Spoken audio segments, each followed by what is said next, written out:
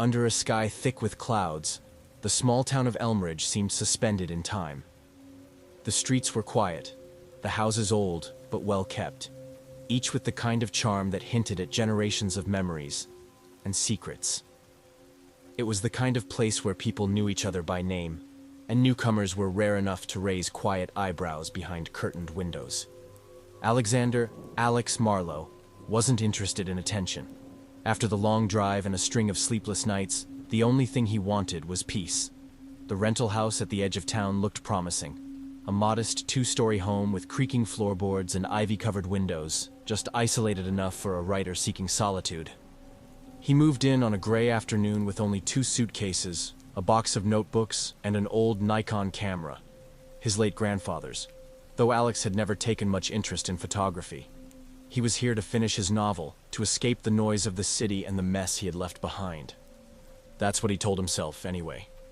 The house smelled faintly of cedar and something older, something like forgotten pages. Alex found the attic on his first night, after noticing a cold draft near the stairwell. The hatch creaked open reluctantly, revealing dusty wooden beams and crates stacked like tombstones beneath cobwebs. One of the boxes, marked only with the name Walker, caught his eye. He didn't remember the name from the listing. Inside were dozens of photographs, sepia-toned, worn with age. But something was off. Every photo featured people, families, children playing, couples at picnics, all of them smiling, all of them faceless.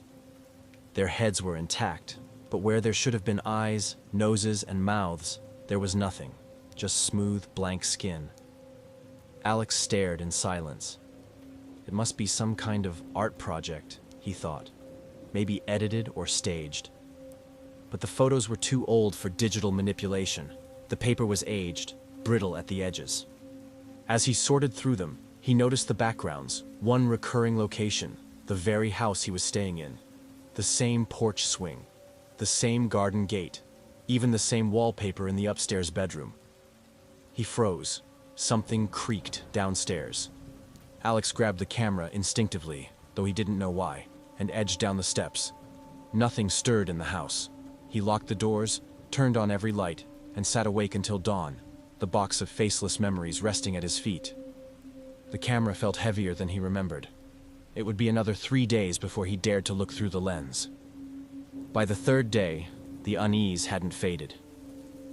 Alex kept the photographs in a drawer under the desk, telling himself he wouldn't look again. But they lingered in his mind like a tune he couldn't place, haunting the edges of his thoughts. Every time he passed the attic stairs, he felt watched, though he was always alone. That morning, the wind outside had stilled, and a heavy fog rolled in over Elmbridge. It muted the world, swallowed sound, and painted the windows in a dim, pale gray. Alex sat at the desk, trying to write. He stared at the blinking cursor until it mocked him. On impulse, he opened the drawer. He pulled out one photograph. A group of children playing hopscotch in front of a familiar white fence, all of them faceless. In the background, a tall woman stood near the porch. Alex hadn't noticed her before. She was almost obscured by the corner of the image, but her figure was sharp, unblurred, intact. Her face, however, was turned just enough to remain hidden. Driven by a strange curiosity, Alex retrieved the old Nikon camera. He hadn't used it since arriving, and he wasn't sure it even worked. He loaded in a roll of film he found in the box, marked Walker, 1982. He lifted the camera to his eye and looked through the viewfinder. Something shifted. For a second, just a flicker, barely perceptible. He saw movement in the reflection of the hallway mirror behind him. He spun around. Nothing. But the hallway looked different through the camera. Dimmer. Older. Peeling wallpaper he hadn't noticed. A crack on the floorboards that wasn't there seconds ago. He lowered the camera. Everything returned to normal. Raised it again. Different. It was as if the camera saw a version of the house trapped in a different time. Or something trapped within it. Alex moved through the house slowly, peering through the viewfinder. In the living room, the fireplace flickered with imaginary flame, unlit in reality. In the kitchen, shadows sat at the table in silence. Not people, just shapes, outlines that seemed to shimmer. Then upstairs. He entered the master bedroom, the one with the wallpaper from the photographs. The moment he lifted the camera, he saw her. The woman from the picture, standing by the window, dressed in a faded white gown, her back to him. He froze. The camera trembled in his hands. He wanted to lower it, but couldn't. His limbs were locked in place, as if something had rooted him to the floor. Then she turned, slowly, gracefully. Through the lens, her face remained blurred, swirling like smoke beneath skin. No features, just a void. But he felt her eyes on him. They burned. A whisper echoed behind his ear. Just one word. Stay. The camera fell from his hands. The sound of its impact was deafening in the silence. And when Alex looked up, there was no one there. But the photograph on the floor had changed. The faceless woman now stood alone in the bedroom, staring straight at the camera. And this time, she wasn't alone. Alex was in the background, watching her. The morning light was weak and colorless, as if the world outside was still trapped in the fog that had swallowed the town. Alex sat on the edge of his bed, staring at the photograph on the floor. The glossy surface reflected the pale dawn, but the image chilled him deeper than the cold air ever could. There he was, in the background of the photo, the very moment he had dropped the camera, his face frozen in shock. And there she was, the faceless woman, standing rigid, her head tilted slightly as if studying him. Alex's hands trembled. How was this possible? The photo hadn't existed before. It had changed while he wasn't looking. He scooped the photo up and carefully placed it on the desk. For a moment, he considered burning the whole box, tossing the camera into the lake, and driving away, far away. But something, a thread of curiosity or madness, kept him rooted here. He spent the day exploring the house, camera in hand, searching for answers. The attic was a maze of forgotten things. Old newspapers, yellowed letters, and more photographs, some faceless, some intact. Among the letters, Alex found one addressed to a Margaret Walker, dated 1983. It was a brief note. They keep watching through the glass. I cannot leave. The house remembers everything. The faces are lost, but the eyes remain. Beware the faceless ones. Alex shivered. Who was Margaret Walker? Was she connected to the photos? To the house? That night, as the wind howled outside, the house seemed to come alive. Soft footsteps echoed down the hallway, the creak of a door opening and closing. Alex grabbed the camera and headed downstairs. Through the viewfinder, the house looked warped, a twisted version of itself. Faint figures moved in the corners of his vision, shadow people with featureless faces. He turned the camera toward the living room window. There, standing just beyond the glass, was a crowd of faceless people. They pressed their hands and faces against the glass, desperate to enter. Their silent mouths opened in a scream Alex could almost hear. The whisper came again, "Stay!" Alex backed away, heart pounding. He knew now the truth. The house was a prison, for the faceless, and for anyone who came close enough to see. The night grew colder, and the shadows in the corners of the room deepened. Alex sat hunched in the living room, the old camera resting heavily on his lap. The faces in the photographs haunted his every thought, but now he understood. These weren't just pictures. They were warnings, memories trapped in an endless loop. Through the viewfinder, the faceless crowd remained pressed against the window like ghosts desperate to be seen. Their smooth, featureless faces were impossible to forget, empty voids where eyes and mouths should have been. Yet, behind that blankness, Alex sensed an aching hunger, a desperation to reclaim what had been lost. He thought of Margaret Walker's letter and the cryptic phrase, "The house remembers everything." It wasn't just a house, it was a trap, a sentinel holding lost souls captive. Suddenly the whisper came again, this time louder, more urgent. "Join us." Alex's breath caught in his throat.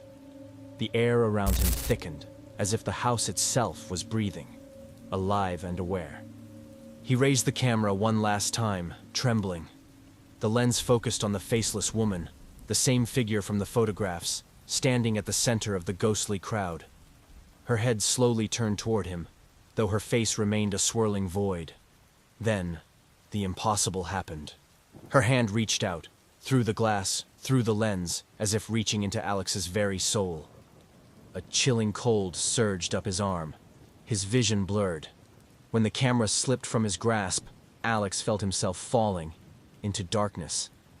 Alex awoke to silence. The house was empty. No faceless figures, no shadows, no whispers. He was alone. But something was wrong. His reflection in the cracked mirror was blank. No eyes, no mouth. Just a smooth, pale surface staring back at him.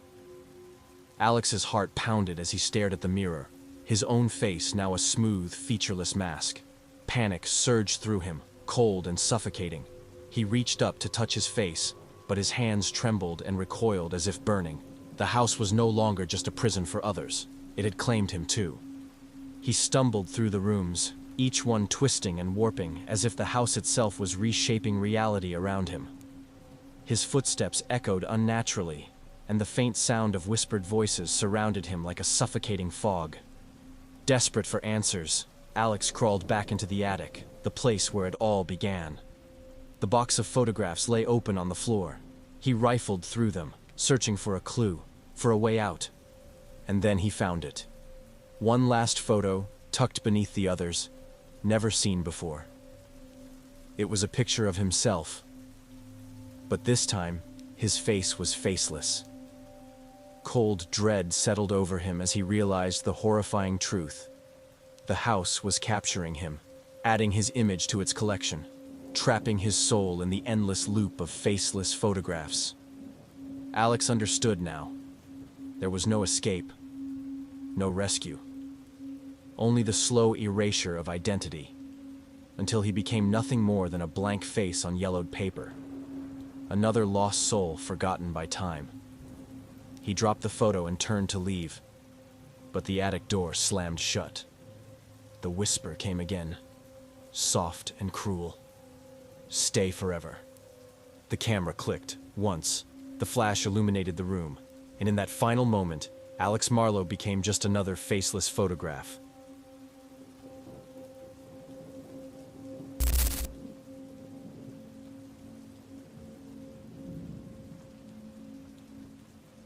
The road to Gravenhurst twisted like a serpent beneath the tires of Lydia Mercer's rental car. Rain streaked the windows, distorting the countryside into smears of gray and green. Her fingers tapped the steering wheel, more out of habit than nerves, though the thought of returning to Breercliffe Orphanage did make her uneasy. Lydia hadn't seen the place in over 20 years. After being adopted at age 7, she'd buried every memory of that crumbling estate, until the letter arrived.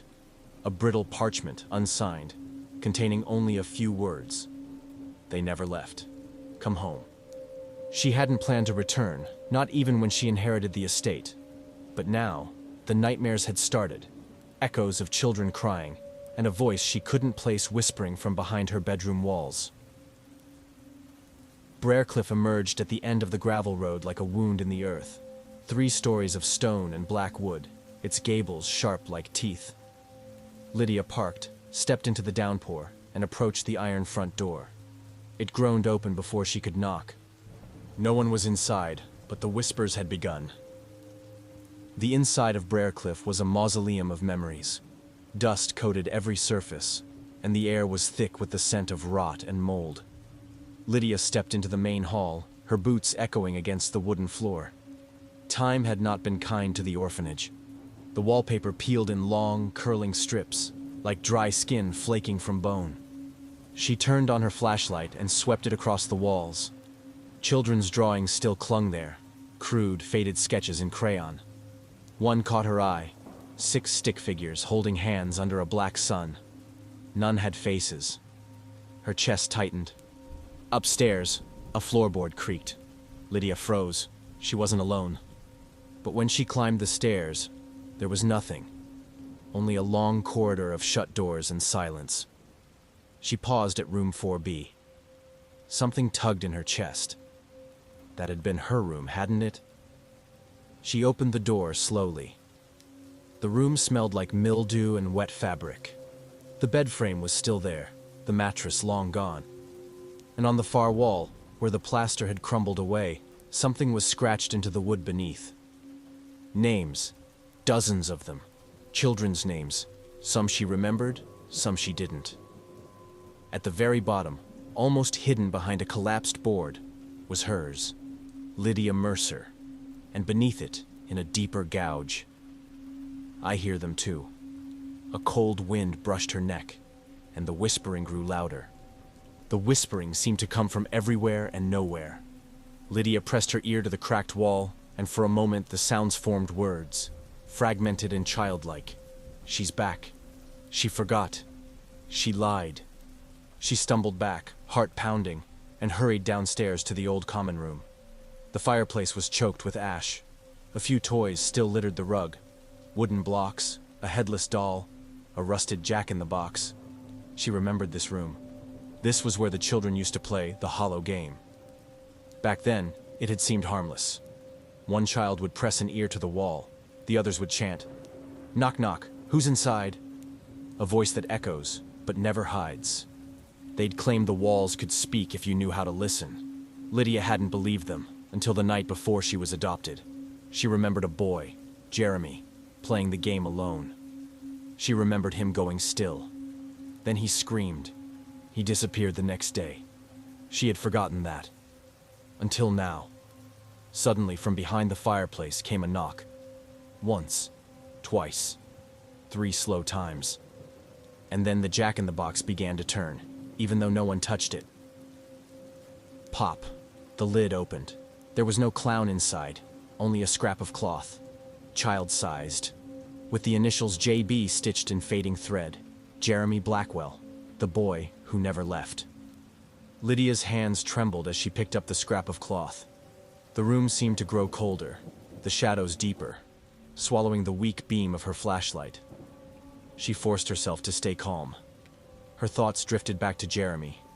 Quiet, always watching, never quite fitting in. He'd been the last child to disappear before the orphanage closed. No one ever found him. No one ever spoke of it. But now, the house whispered his name. Determined to find answers, Lydia searched the room and discovered a loose floorboard beneath the fireplace. With effort, she pried it open, revealing a narrow, dark cavity beneath the house. The air smelled damp and heavy. Inside the cavity were scraps of paper, torn photographs, and a small, rusted music box. She opened the box.